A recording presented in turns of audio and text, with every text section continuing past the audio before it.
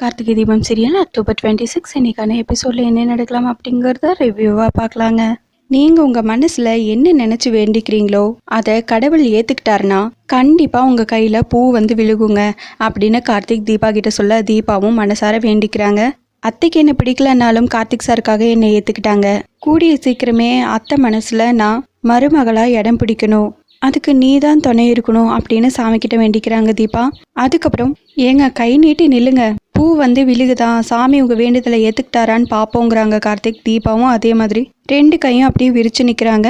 கொஞ்ச நேரம் ஆனதுக்கு அப்புறமா ஒரு பூ வந்து விழுகவும் உங்க வேண்டுதல் கண்டிப்பா நிறைவேறுங்கிறாங்க கார்த்திக். தீபாவை பார்த்து சந்தோஷப்பட்டு சிரிச்சிட்டு இருக்கவும், சார் நான் என்ன வேண்டிக்கிட்டேன்னு தெரியுங்களா அப்படின்னு தீபா கேட்கவும், தெரியும் தீபா, நீங்க அம்மா மனசுல இடம் பிடிக்கணும்னு தானே வேண்டிக்கிட்டீங்க அப்படின்னு சொல்லவும், சார் எப்படி சார் உங்களுக்கு தெரியுங்கிறாங்க தீபா. ஏன் தீபா, 2 பேரும் ஒன்னா தான் இருக்கோம், இவ்வளோ நாளில் இது கூட புரிஞ்சுக்கலன்னா எப்படிங்கிறாங்க கார்த்திக்.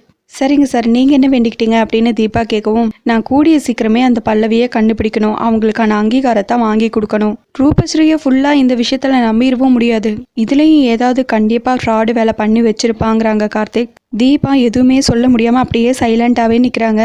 உங்களோட வேண்டுதலும் கண்டிப்பாக நடக்கும் சாருங்கிறாங்க தீபா.